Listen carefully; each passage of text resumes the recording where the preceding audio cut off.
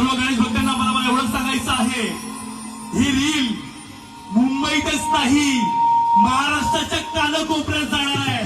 हा व्हायरल व्हायचा शब्द आहे. तुम्ही सज्ज आहात काय? चला नाव घेऊया मग. आमची ती माय त्या डोंगरावर हाय. काय वाजणार तुम्ही? आई एकविरा माते की